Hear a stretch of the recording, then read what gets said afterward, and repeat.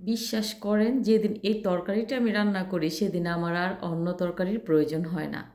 আমার খুব পছন্দের একটি রেসিপি নিয়ে হাজির হয়েছি আপনাদের মাঝে। আশা করছি আজকের এই রান্নাটা আপনাদের কাছে ভালো লাগবে। পাত্রে পর্যাপ্ত পরিমাণে পানি দিয়েছি, তার মধ্যে দিয়েছি লেবু কেটে।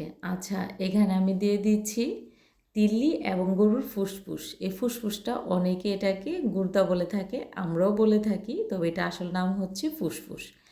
আর এটা সিদ্ধ করার জন্য এখানে সামান্য পরিমাণ হলুদের গুঁড়া দিয়েছি, তাহলে দেখতে ভালো লাগবে। তো সিদ্ধ করে নেওয়ার পর এটা আমি ঠান্ডা করে ধুয়ে নিয়েছি। ধুয়ে নেওয়ার পর আমি আমার সাইজ মতো কেটে নিয়ে এখন পানি দিয়ে আবারও ভালো করে ধুয়ে নেব। এখন এখানে দিয়ে দিব হলুদের গুঁড়া, দিয়ে দিব এখানে স্বাদ মতো মরিচের গুঁড়া। একটু ঝাল ঝাল করলে এই রান্নাটা খেতে ভালো লাগবে, তাই মরিচের পরিমাণটা একটু বাড়িয়ে দিয়েছি। আর দিয়েছি এখানে স্বাদ মতো লবণ। দিয়ে দিব গরম মশলা গুঁড়া। এই গরম মশলা গুঁড়াটা আমার ঘরেই তৈরি। দিয়ে দিচ্ছি এখানে আদা রসুন বাটা, আর দিয়ে দেবো এখানে পেঁয়াজ বাটা।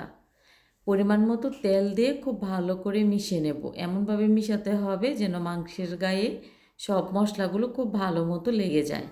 ভালো করে মেশানো হয়ে গেলে ওই পর্যায়ে চুলার আঁচটা অন করে দিয়ে তারপর ঢাকনা দিয়ে ঢেকে রান্না করব।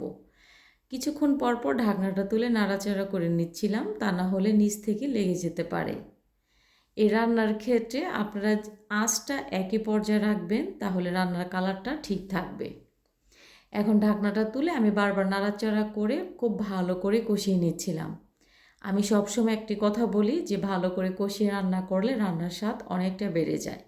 রান্নার ক্ষেত্রে যত তাড়াহুড়া কম করবেন, রান্নাটা ঠিক ততই সুন্দর হবে আর খেতে ভালো হবে।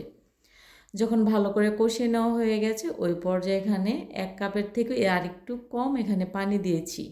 যেহেতু আমার মাংসটা অনেকটা আগে থেকে সিদ্ধ ছিল, তাই বেশি সিদ্ধ করার প্রয়োজন নেই। তাই এখানে পানির পরিমাণটা কমই দিয়েছি। এখন নাড়াচাড়া করে রান্না করে নিচ্ছি।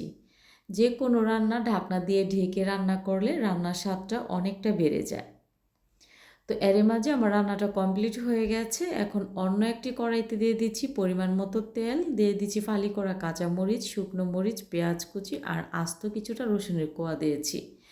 যখন কালারটা এরকম চেঞ্জ হয়ে যাবে ওই পর্যায়ে মাংসগুলো এখানে ঢেলে দিয়ে তারপর নাড়াচাড়া করে রান্না করে নিচ্ছি। রেসিপি ভালো লাগলে শেয়ার করে টাইমলাইনে রেখে দিতে পারেন, পরবর্তীতে রান্নাটি দেখে তারপর রান্না করতে পারবেন। এই রান্নাটা খেতে অনেকটাই ভালো হয়। আমার মতো যারা গরুর তিল্লি লাভার আছেন তাদের নিশ্চয়ই ভালো লাগবে আজকের রেসিপিটি। এভাবে করে রান্না করে দেখবেন, নিরাশ হবেন না। একঘেয়েমি রান্না না করে এক এক দিন এক এক রকম করে রান্নাটি ট্রাই করতে পারেন, খেতে অনেকটা বেশি ভালো হয়।